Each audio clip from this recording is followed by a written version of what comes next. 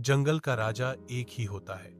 बहुत समय पहले एक हरे भरे जंगल में शेर, बाघ, चीता और भालू सब अपने अपने बल पर इतराते थे। एक दिन सभी जानवरों ने तय किया कि जंगल का असली राजा कौन है। यह तय करने के लिए प्रतियोगिता होगी। पहला मुकाबला दौड़ का हुआ, चीता जीत गया।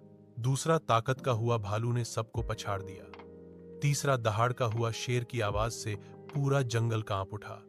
जानवर उलझन में पड़ गए। राजा तो वही होना चाहिए जो सबसे तेज हो।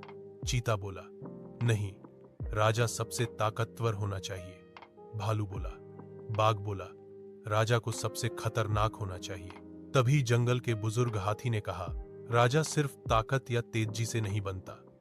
राजा वह है जो सबकी रक्षा करे, न्याय करे और संकट में आगे खड़ा हो। और यह काम यहां सिर्फ शेर करता है। सबने मान लिया जंगल का राजा एक ही होता है, और वह है शेर। जंगल का राजा एक ही होता है। बहुत समय पहले एक हरे भरे जंगल में शेर, बाघ, चीता और भालू सब अपने अपने बल पर इतराते थे। एक दिन सभी जानवरों ने तय किया कि जंगल का असली राजा कौन है। यह तय करने के लिए प्रतियोगिता होगी। पहला मुकाबला दौड़ का हुआ, चीता जीत गया। दूसरा ताकत का हुआ, भालू ने सबको पछाड़ दिया।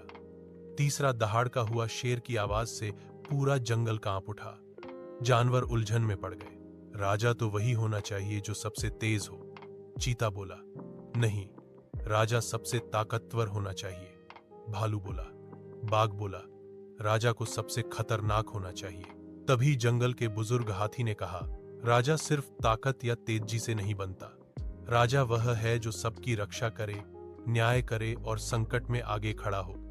और यह काम यहां सिर्फ शेर करता है। सबने मान लिया जंगल का राजा एक ही होता है, और वह है शेर।